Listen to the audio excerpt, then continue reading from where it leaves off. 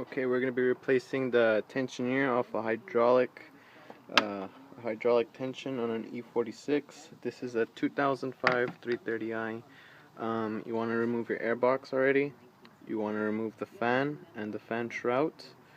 If you don't know how to do that, I don't know, look it up. But basically, if you're going to be exchanging this, you should already know how to be removing those items. First, you're going to remove your idler pulley. I already have it loose here. It's the one attached to the alternator. You remove this pulley first. After that, you're going to have to remove this pulley. This is the tensioner pulley. It's I believe it's a T50 or a T55. It's a T-socket. So since I already have it removed or loosened, if only it was as easy as this.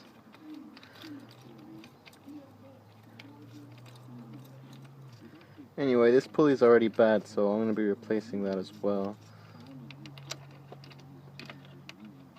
It was $10, BavarianAuto.com. Like $5 for shipping.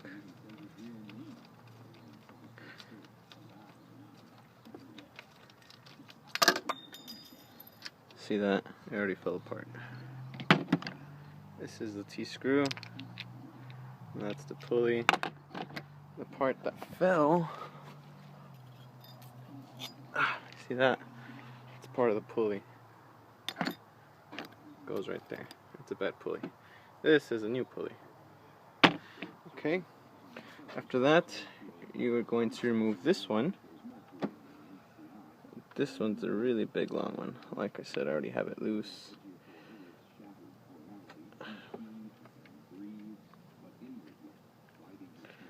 And then there's another 3 more, but I'm not going to show you. Well, actually, I am going to show you, but not on camera. Or yeah, on camera. There's 3. 1, 2, 3. So first you're going to want to remove this one. Then you're going to want to remove this one. And then this one.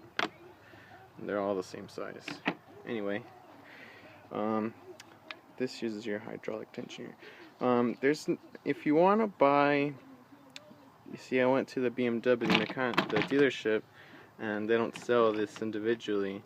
What they did is the guy told me they remade the whole part, and it's around $230. Comes with 4 parts along with it. I guess they remade it. This is a faulty. It's known to cause problems. But basically, the only thing wrong with this one is this part right here. The seals, they are all burnt out, and so it's not very stiff. It's see that? That's not supposed to happen. And this one cost $80 at a local O'Reilly's, and that's what we're going to be replacing. So all you gotta do is remove this one, and it'll be free. Okay, I've already removed it. Basically, this is a size 13. You got that part. You got your ratchet. I held it up between this on this wood plank. A little advice: when you're gonna be pushing it down to remove the screw, this thing contracts, so you want to give it another extra tug, and it should be removed. Now you got the washer. It's gonna remove this piston type thing that goes in between there. Make sure not to lose that. And you're gonna tell this whole thing comes apart. And it's very dirty, as you can see. See that? Bad part.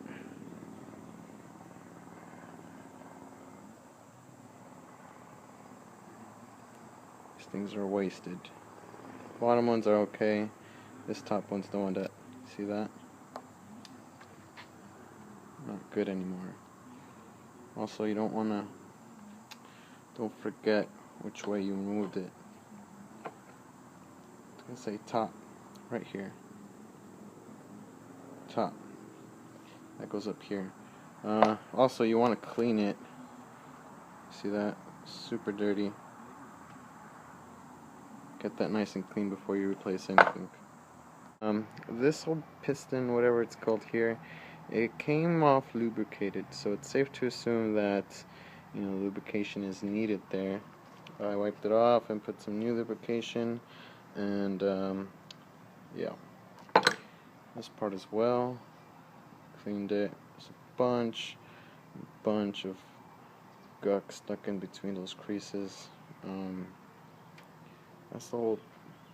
Okay, so this piston, this replacement part came with one, so that's a good thing. You start off by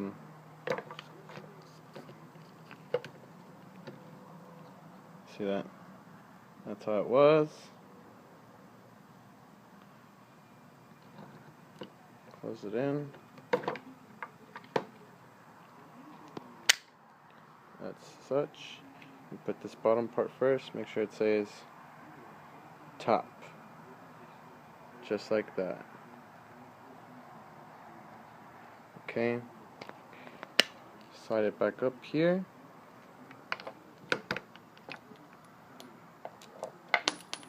You're gonna get your nut.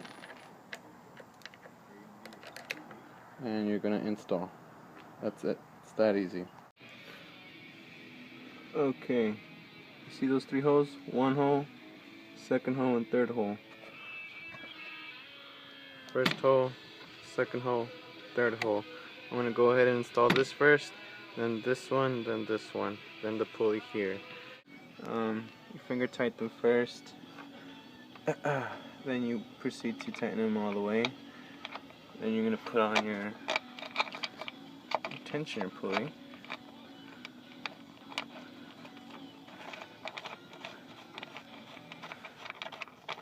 And by hand. Then you're gonna get your ratchet.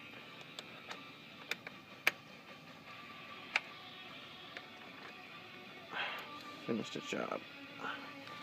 Now it's gonna be just firm, because after that, when you're pushing it this direction, it's to release the tension. So you're gonna be tightening when you put the belt back on.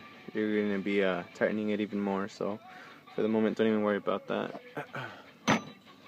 After that, you're gonna put the idler pulley that's connected to the alternator. Make sure to align. See this dot right here? And you see this crease right there? Align them. Finger tighten it and finish tightening it. Now that's it.